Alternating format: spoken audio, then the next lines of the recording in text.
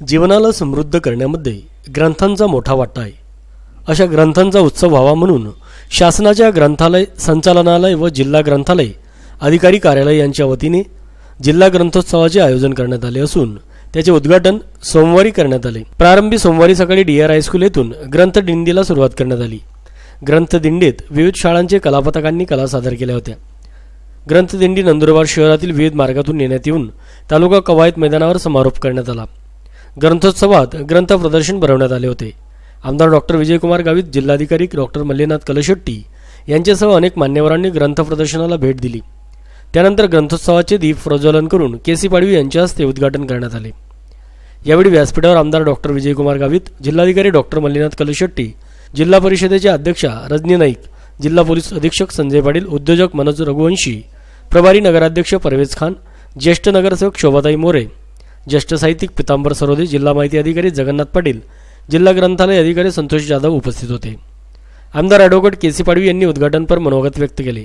ते म्हणाले, सामाजिक जीवनाचे प्रतिबिंब ग्रंथ असतात। ग्रंथोत्सवाच्या माध्यमातून मोठी लोक चळवळ उभी राहणार आहे। देशात आज अनेक चांगले बदल होताना दिसून येत आहेत, ते केवळ साहित्यिकांमुळेच।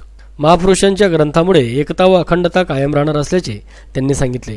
कार्यक्रमात मोठ्या प्रमाणावर नागरिकांची उपस्थिती होती।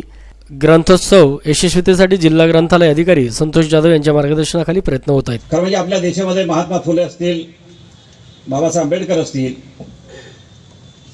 यांचं जे काही साहित्य, हे साहित्य आपल्याला देशाला पुढे नेणार आहे। देशातली एकात्मता, अखंडता ठेवणारे साहित्य आणि असे साहित्यिक आहे। आणि ही राज्यघटना आपलं एक मोठा ग्रंथ आहे आणि हा ग्रंथ सांभाळणं गरजेचं आहे। माझ्यासारखा जेव्हा MLA शपथ घेतो त्यावेळेला राज्यघटनेची प्रत हातात घेऊन शपथ घेतो, कारण राज्यघटनाच हे चांगलं डॉक्युमेंट आपल्या देशासाठी।